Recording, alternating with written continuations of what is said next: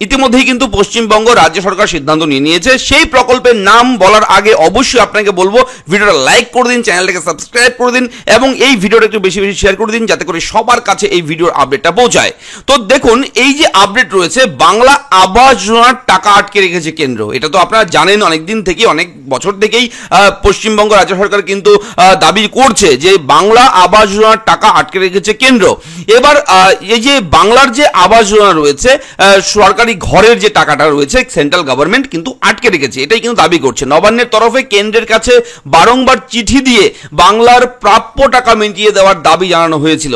রাজ্যের মুখ্যমন্ত্রী মমতা বন্দ্যোপাধ্যায় এই নিয়ে প্রধানমন্ত্রীকে বেশ কয়েকবার চিঠিও লিখেছিলেন, তবুও বাংলার বকেয়া টাকা মেটাতে কোনো উদ্যোগ গ্রহণ করেনি কেন্দ্র। আপনারা সেটা বিভিন্ন টিভি চ্যানেলে, বিভিন্ন পত্রপত্রিকায় কিন্তু খবরটা পেয়েছেন। এবং চলতি অর্থ বছরের রাজ্য বাজেটে ঘোষণা করা হয়েছিল আবাসের বকেয়া টাকা কেন্দ্র যদি না দেয় তাহলে রাজ্য সরকার সেই টাকা দিয়ে দেবে। সাধারণ মানুষের মাথার ছাদ তৈরি করে দিতে রাজ্য সরকার অঙ্গীকারবদ্ধ।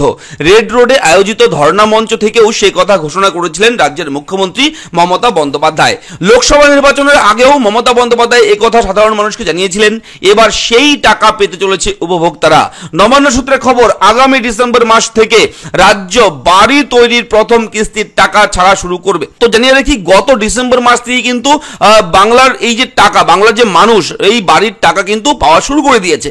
এবং এই নিয়ে নতুন একটা পোর্টাল আনতে চলেছে পশ্চিমবঙ্গ রাজ্য সরকার, যে পোর্টালের নাম দেওয়া হয়েছে গৃহশ্রী।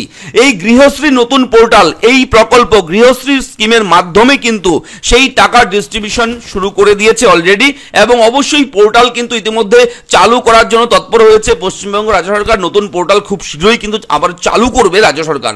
এবং এই গৃহশ্রী পোর্টালের মাধ্যমে আপনারা আপনাদের নাম নথিভুক্ত করতে পারবেন, আপনারা যে আবাস যোজনায় আবেদন করেছেন তার ডিটেলস আপনি জানাতে পারবেন রাজ্য সরকারকে। এবং রাজ্য সরকার দেখবে, হ্যাঁ আপনি ঘরের জন্য আবেদন করেছিলেন, আপনার ঘর অ্যালট হয়েছে, আপনি স্কিমের আওতায় এসছেন, তারপর সেইগুলো ভেরিফিকেশনের মাধ্যমে রাজ্য সরকার কিন্তু আপনার অ্যাকাউন্টে সেই আবাসের টাকা কিন্তু দিয়ে দেবে।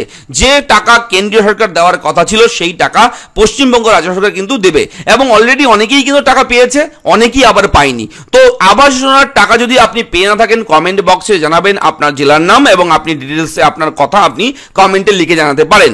এবং আবাস যোজনার উপভোক্তাদের পাশাপাশি বাংলার বাড়ি ও আমার বাড়ি প্রকল্পের উপভোক্তাদেরও এই তালিকায় জুড়ে দেওয়া হচ্ছে। প্রায় 19 লক্ষ মানুষ এই প্রকল্পের মাধ্যমে উপকৃত হতে চলেছে। প্রায় 19 লক্ষ মানুষ, গোটা পশ্চিমবঙ্গ রাজ্যের কিন্তু এই আপডেট, ঠিক আছে? এবং এই আপডেটটা আপনাদের কেমন লাগলো লিখে জানাবেন। এবং অবশ্যই বলে রাখি, ভিডিওটা লাইক করবেন, আমাদের এরাফ্রেন্ড ইউটিউব চ্যানেলটিকে সাবস্ক্রাইব করবেন, কেননা আমরা এই ধরনের ছোট বড় বিভিন্ন ব্রেকিং আপডেট আপনার জন্য কিন্তু প্রোভাইড করি আমাদের চ্যানেলে। তাই চ্যানেলটা সাবস্ক্রাইব করবেন। দেখা হচ্ছে পরবর্তী ভিডিওতে। ভালো থাকবেন, ধন্যবাদ।